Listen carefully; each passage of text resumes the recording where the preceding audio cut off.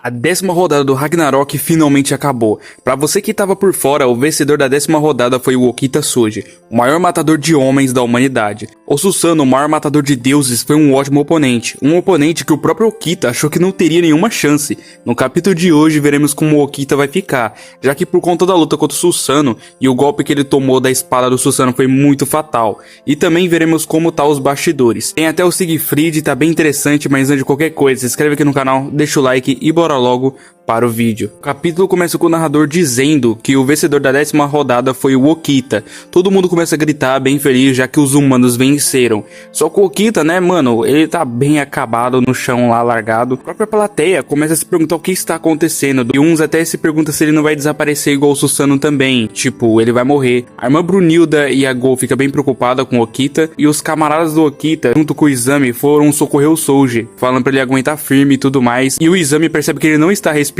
Os camaradas dele começam a ficar agitados, falando que o Okita não pode morrer, falando pra ele que ele não tem noção do que ele acabou de vencer contra um deus e dizendo pra ele acordar. O Izanagi fala pra todos eles se afastarem, e vemos que o homem vai ajudar o Okita, velho. Comenta que ele nunca pensou que ele realmente ganharia, que ele é um ser humano incrível. Os camaradas do Okita perguntam quem é ele e diz que a luta já terminou. E o Izanagi fala que pelo Susanoo, que ele não pode permitir que esse humano morra. Começa a usar os seus poderes saindo da palma da sua mão. O Izami e os outros só conseguem assistir. O espetado, meio, né, pistolaço e tal, pergunta o que ele tá fazendo. Vemos um fogo gigante saindo em volta do Okita. O Izanagi está realmente curando ele. Começa a citar um bagulho aqui, dizendo que a luz que brilha resplandecente ao longo do cabo de Nanamiá, a pátria dele surge unindo os céus e a terra, e a luz começa a ficar bem mais forte. Todo mundo se pergunta o que está acontecendo, e Amaterasu chama o nome do seu irmão. Izanagi pede pro Onogoro, que parece ser um deus ou algo assim, para se manifestar, e a luz que estava saindo começa a ficar mais escura em volta do corpo do Okita. Então começa a respirar de volta.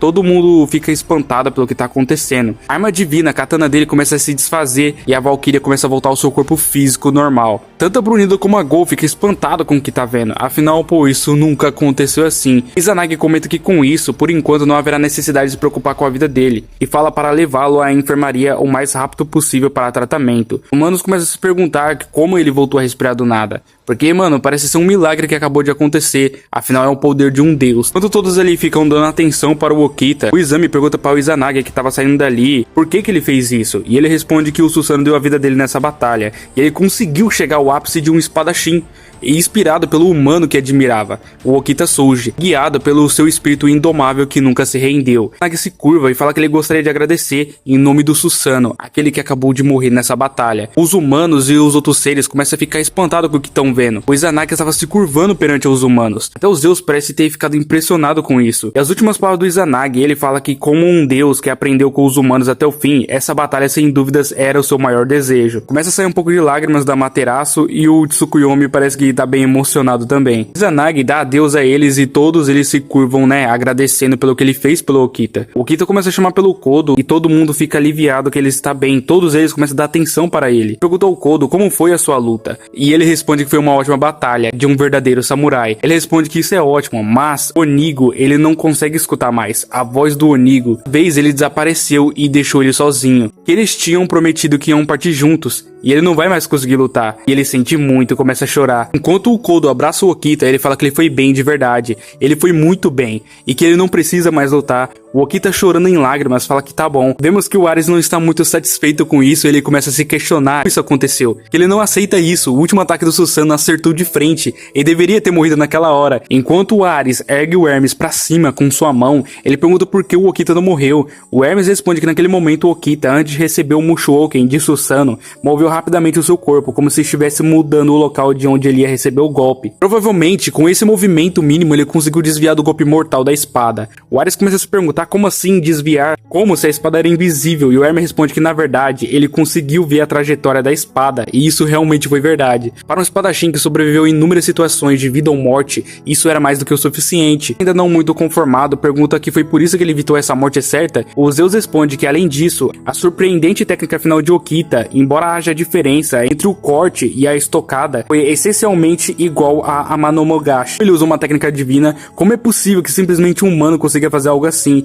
isso não faz sentido algum. O Hermes diz que não é só isso, não é só o indivíduo Okita, foi a arte da espada, algo criado pelos humanos que tornou possível essa técnica. Ele responde que sim, e que ele, novamente, ele nos lembrou que no abismo da morte crescer e evoluir em meio ao desespero significa ser humano. A Gol começa a ficar mal feliz, dizendo que elas ganharam pra irmã Brunilda, e quando ela olha pra trás, cadê a Brunilda, velho? Ela literalmente vazou dali. A Dor começa a dizer que é assim, 5 vitórias contra 5 derrotas, que estão completamente empatados. O Ragnarok está entrando em uma fase decisiva. A situação se tornou completamente imprevisível. Enquanto a Gol começa a procurar pela Brunilda, que ela tá sempre deixando ela pra trás e que isso é uma maldade, ou fazendo bico, começa a pensar que ela não faz muita coisa, né? Ela não ajuda a Brunilda, mas ainda assim ela é uma das suas irmãs Valkyria. Poderia pelo menos confiar um pouco mais nela.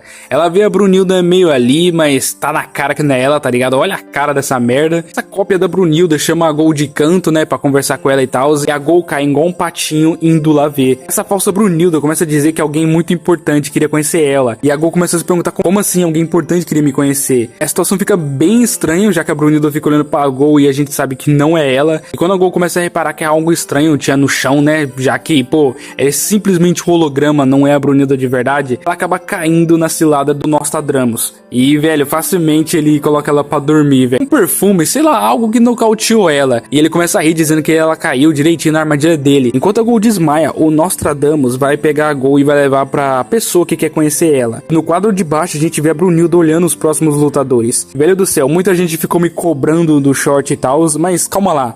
Os humanos que ainda faltam a lutar é o Nostradamus, que tá fazendo essa loucura, o Kintoki, o Simo e também o Rasputin. Eu tinha me esquecido do Rasputin, mas sim, ele vai lutar ainda, gente. Calma lá. O Nildo começa a falar sobre os lutadores que sobraram ao lado dos humanos, que é como eu falei, Kintoki, Simo, Rasputin e Nostradamus. O Nildo continua dizendo que os lutadores dos deuses que restam é Anubis, Loki e Odin. E ela fala que falta uma vitória. Se eles conseguirem 6, a Brunilda fica tão brava que ela acaba rachando de onde ela tava apoiando, dizendo que eles foram encurralados de novo pelos deuses. E ele não vai mais continuar sendo apenas um espectador. Com certeza o Odin irá lutar na próxima. E que falta pouco para ela ver o Siegfried. Agora no submundo, no Tártaro, Nostradamus levando a Gol até o Siegfried. E vemos a trajetória, tá ligado? Ele teve que ir pulando nesses cubos aí, muito louco e tal, até chegar na entrada. Na entrada ele fala com os guardinhas e acaba entrando. Ele nem é reconhecido porque ele tava de capuz. Como ele enganou os caras, eu não faço a mínima ideia. Simplesmente só porque a caixa tá escrito medicamentos. Temos 3 cartazes de procurado ali no Tártaro e, meus amigos, um One Piece aqui do nada. Simplesmente o Beelzebub, o Kintoki e o Buda estão sendo procurados no Tártaro por ter feito o que eles fizeram lá de confrontar o Odin e tal.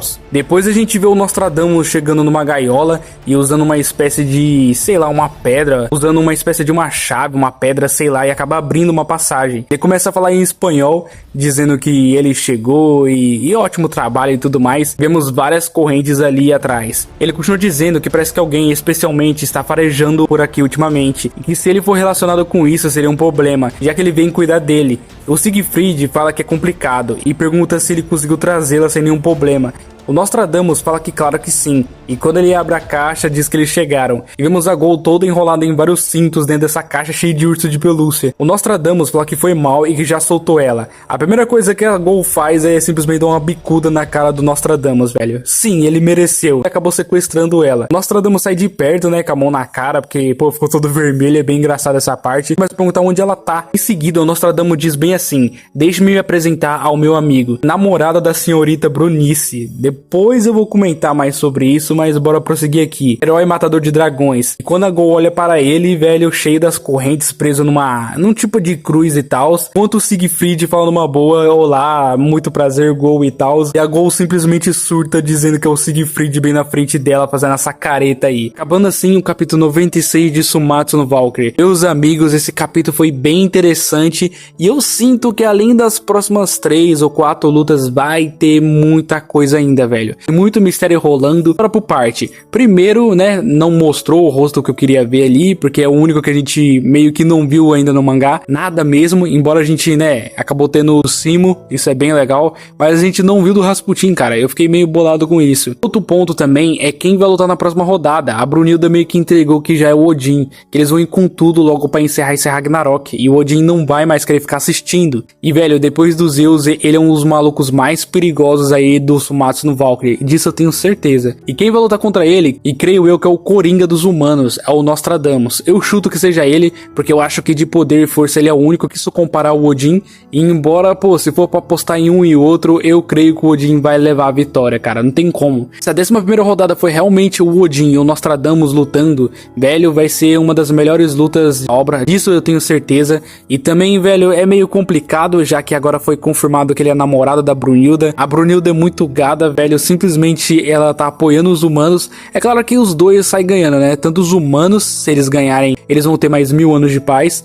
Tanto a Brunilda, né, que tá fazendo isso pelo namorado dela, é meio paia, é muita gadice, na verdade. Minha cabeça começou a montar uma teoria que a Brunilda pode ser a vilã disso tudo. Porque, né, velho, é meio complicado. Eu ia ficar surpreso se fosse isso realmente. Ou se o Siegfried está armando alguma coisa aí junto com o Nostradamus. Ou o Siegfried é realmente o vilão final, tá ligado? Pode ser isso também. O Odin, pô, o Odin ele é ruim, mas eu não chutaria que era ele. Seria muito óbvio. Mas me diz aí a sua teoria, o que você acha que vai acontecer. Você me diz aí pra quem você vai torcer, se for realmente o Odin ou se for realmente o Nostradamus. Me diz aí se você curtiu a luta do Okita contra o Susano. E me diz aí se alguma coisa que eu falei também pode estar certa, sobre a Brunilda ser a vilã, ou o Siegfried, eu não sei. Me diz aí se isso faz sentido, ou se uma dessas coisas vai acontecer. Eu vou ficando por aqui, nos vemos no próximo vídeo, e fui!